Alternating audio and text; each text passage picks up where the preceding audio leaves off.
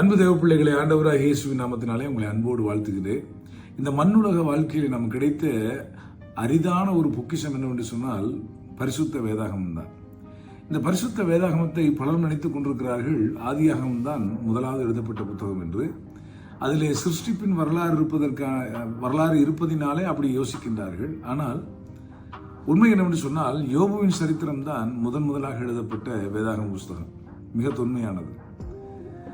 கடவுள் மனிதனுக்கு தம்முடைய வார்த்தைகளை எழுதி கொடுக்க வேண்டும் என்று யோசித்த போது தன்னை குறித்த அல்லது சிருஷ்டிப்பை குறித்த வேறு ஏதாயிலும் ஒரு செய்தியை முதலாவது எழுதியிருக்கலாம்.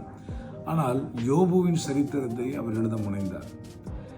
ஒரு மனிதனுடைய வரலாற்றை அவர் முதல் புஸ்தகமாக எழுதியிருக்கிறாரே, அப்படி அதில் என்ன இருக்கிறது என்று நாம் பார்ப்போம் என்று சொன்னால் அதனுடைய முதல் அத்தியாயத்திலேயே யோபுவை அவர் அறிமுகம் செய்கின்ற போது என்ன சொல்கிறார் என்று சொன்னால், அவன் உத்தமனும் சன்மார்க்கனும் தேவனுக்கு பயந்து பொல்லாப்புக்கு விலகுறவனுமாய் இருந்தான் என்று சொல்கின்றார்.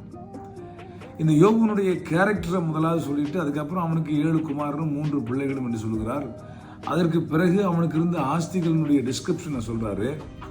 கிழக்கத்திய புத்தரில் அவனை போல ஒரு பெரியவன் இல்லை என்று சொல்லி அவனுடைய அருமை வறுமைகளை, அதாவது அவனுடைய ஆஸ்தியை பற்றி பேசுகிற போது 3ஆவதாக சொல்லுகின்றார்.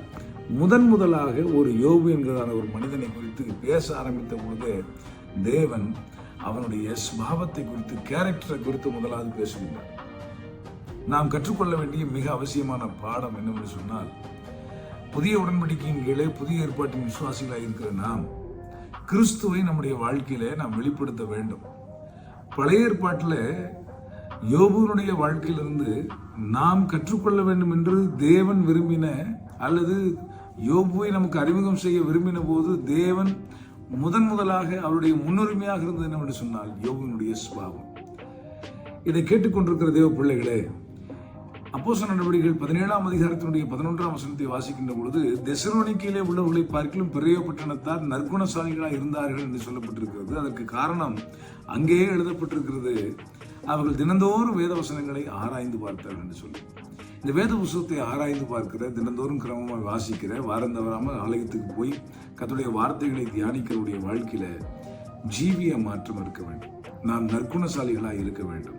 கேரக்டர்ல நம்ம தப்பு பண்ணிட்டோம்னு சொன்னா, ஒரு நல்ல ஒரு முன்மாதிரியான வாழ்க்கை நாம் வாழாமல் போய்விட்டோம் என்று சொன்னால், எத்தனை ஊழியங்களை செய்தாலும் சரி, எத்தனை வரங்களை பெற்றிருந்தாலும் சரி, எவ்வளவு ஆஸ்தியை வைத்துக் கொண்டிருந்தாலும் சரி, எத்தனை பிள்ளைகளை ஈன்றெடுத்தாலும் சரி, அவைகளெல்லாம் ஒரு பொருட்டே அல்ல. இந்த நாளிலே கர்த்தருடைய வார்த்தை என்று சொன்னால் நம்முடைய ஜீவியத்தை சரி செய்ய முன்னுரிமை கொடுப்போம். கர்த்தர் உங்களை ஆசீர்வதிப்பார்.